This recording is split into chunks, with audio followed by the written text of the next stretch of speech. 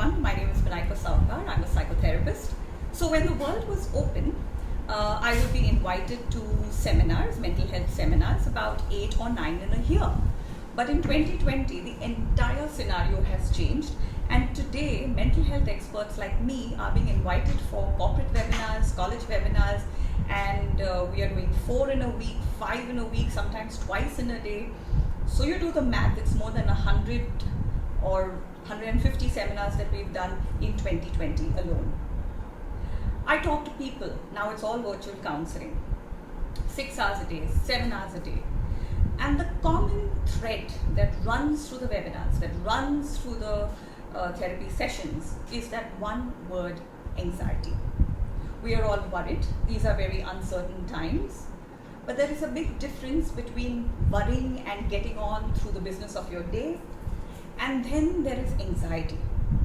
And what determines it as a clinical problem, what pathologizes that condition, is when it kind of overtakes your entire life, when it paralyzes your actions, when it paralyzes your decision making, when it has a ripple effect on your relationships. That is the kind of anxiety that I'd like to talk to you today. So the commonest form that people suffer from is what we call as a panic attack. It's very simple. How do you know you are having an anxiety attack? Think of the spelling of panic, P-A-N-I-C. If you can tick any 3 of these 5 parameters, there is a great chance that you are suffering from a panic attack. P stands for psychological, where you think, oh my God, I'm going crazy, I'm dying, the building is caving in on me. A stands for alimentary. You know, like when we were in school and in examination hall, the kid would go and vomit on the exam paper. So you either puke, or all of us just before a presentation, we desperately need to go and pee.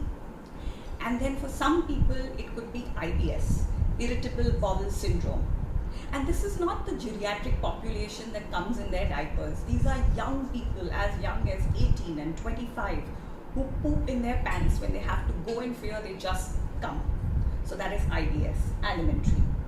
N stands for neurological, where people just faint. Now normally when you faint, you kind of grumble and fall. But in the case of an anxiety attack, you just go like this, you just fall, okay? But the body gives you some signs before you pass out.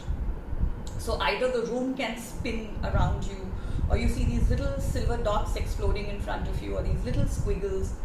So if you really are tuned to your body and you frequently pass out due to anxiety, you can actually listen to the alarm bells in your body. You can shout for help, you can sit down, you can always keep a little sweet close to you, a little chocolate, and that's the way it works. So we've had young people who pass out because of anxiety. They go through PET scans, they go through CAT, they go through their MRIs, and the brain is absolutely fine. They go to a cardiologist, even the heart is absolutely fine.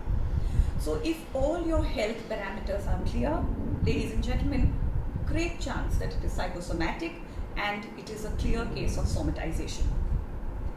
What do you do in that kind of a case? You obviously go to a brain specialist. You obviously go to the psychiatrist who will give you medication that will help you to calm down. So, psychological, alimentary, neurological. I is inspiratory, where your breathing changes, where you're hyperventilating, where you're breathing like that's the way you hyperventilate. What do you do when you hyperventilate? The best solution, the best non-chemical solution is a simple brown paper bag. You put the brown paper bag around your nose, you put it around your mouth, and you inhale, exhale. So the bag will fill up with carbon dioxide.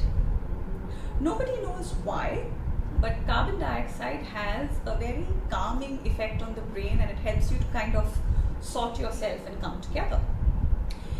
In fact, that's the reason why airlines put this bag in the airplane jacket, in the seat jacket. So it's not just a puke bag, but it is also for people who go into a panic during takeoff and landing. And finally, we come to the C of the panic, and that is cardiovascular. A panic attack can very often mimic a heart attack. So people feel their heart rate is accelerating, it's going thud, thud, thud, thud, thud, the palpitation. They are rushed to the hospital, they are hooked on to the ECG, and the doctor says, "Sir, ma'am, absolutely normal." And you're saying, "Are you kidding me? It's a panic attack, it's a heart attack," but actually it is a panic attack.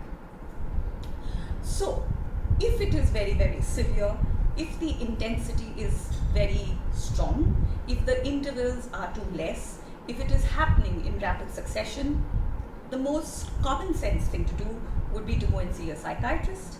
And if you do psychotherapy parallel, because when you talk about what is it that is bothering you, you will be on the fast track of healing.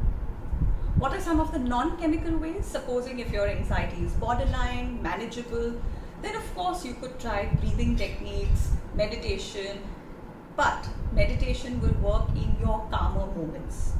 Research studies have said, not I, research studies have proved, there is empirical evidence to show that if you try to meditate in the throes of your panic attack, it will be counterproductive.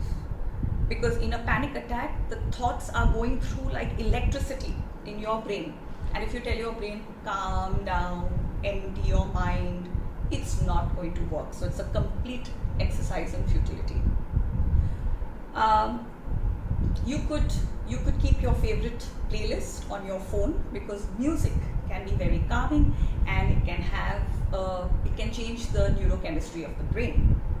Some people benefit by movement, so jogging on the spot, walking and flapping your hands. So movement can help certain people. Other people prefer not to move at all. It's different strokes for different folks. So they prefer to curl up in a fetal position. Some people want to be held, some people want to be hugged, some people will say, "Don't touch me." So if you want to help somebody you love with a panic attack, it's best to ask, like, should I hold you? Do you want me to sit next to you? Do you want me to go away and I'm in the next room and call me when you want? It's always better to check. It's also good to open up the windows and get some fresh air and fresh circulation. What do you do if you're sitting in a car and you're trapped in a traffic jam and you feel the panic attack coming? Obviously, you can't go out for a walk. So you either open up your windows or you hold your face very close to the AC vent. If you're prone to passing out, keep a little emotional first aid kit.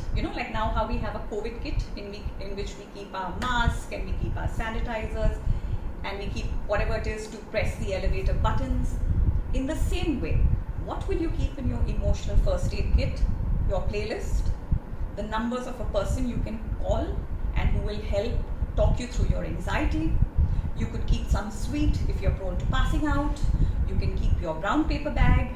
You can keep your little squeezy ball, those 5 rupee, 10 rupee types, you get those smiley balls. So that's the non-chemical way of doing it. But the best thing to do is, rather than keeping your anxiety in your head where it goes round and round like an echo chamber, it always helps to talk to someone you trust. It always helps to talk to a professional ear that is trained to ask you the right questions and help you walk through the fog of anxiety. You really don't need to suffer, because talking truly heals. Thank you for listening to me.